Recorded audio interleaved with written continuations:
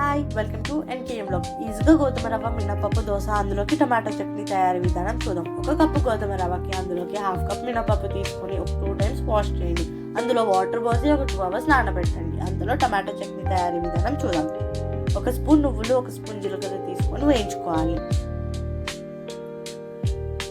జీలకర్ర నువ్వులు colour change అయ్యేంత వరకు వేయించుకొని పక్కకు తీసుకోవాలి. అదే కడాయిలో 2 tablespoons ఆయిల్ వేసుకొని అందులో హాఫ్గా కట్ చేసిన పచ్చిమిర్చిని ఫ్రై చేసుకోవాలి.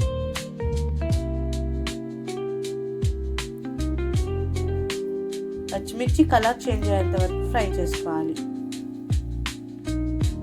ఫ్రై చేసుకున్నాక పక్కకి తీసుకోవాలి. అదే కడాయిలో ఒక స్పూన్ ఆయిల్ వేసుకొని కట్ చేసిన టమాటో పీసెస్ని అందులో ఉడికించుకోవాలి.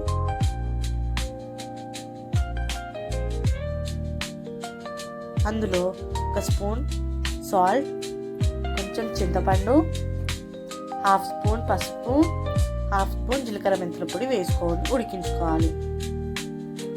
టమాటాలు వాటర్ అంతా పోయేంత వరకు ఉడికించుకొని పక్కకు తీసుకోవాలి.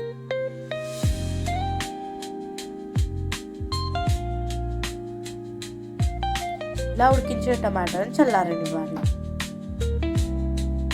ఒక మిక్సీ జార్ తీసుకొని ఇందాక వేయించుకున్న జీలకర్ర నువ్వులు మిక్సీ పట్టుకోవాలి. అందులోనే ఫ్రై చేసిన పచ్చిమిర్చి కూడా మిక్సీ పట్టాలి. ఉడికించిన టమాటోని కూడా మిక్సీ చేసుకోవాలి.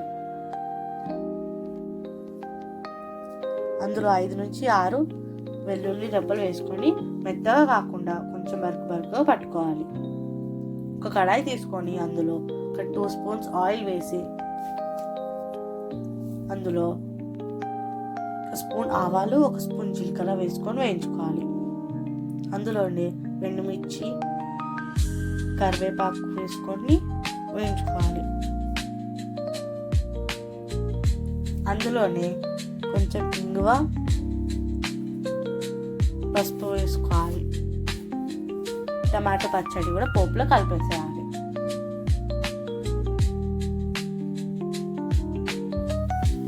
రుచికి సరిపడా సాల్ట్ వేసుకోవాలి. అందులోనే సన్నగా తరిగిన ఉల్లిపాయలు కూడా వేసుకొని కలుపుకోవాలి. ఇంకా మనకి చట్నీ రెడీ అయిపోయింది. ఇందాక నానబెట్టిన గోధుమ రవ్వ మినపప్పుని మిక్సీ పట్టుకోవాలి.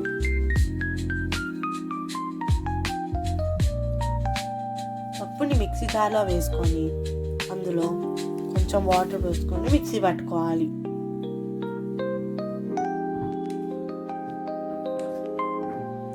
కొంచెం మెత్తగా మిక్సీ పట్టుకోవాలి. ఒక 15 minutes పిండిని పక్కకు పెట్టుకుంటే మనకి దోశ పిండి రెడీ అయిపోయింది. స్టవ్ పైన పెనం పెట్టి దోశ వేయండి.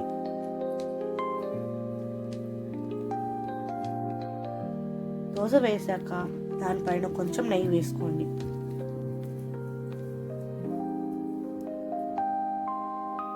దోశ ఒక సైడ్ కాలాక ఇంకో సైడ్ తిప్పండి. ఇంకా మనకి ఎంతో టేస్టీగా గోధుమ రవ్వ దోశ రెడీ అయిపోయింది.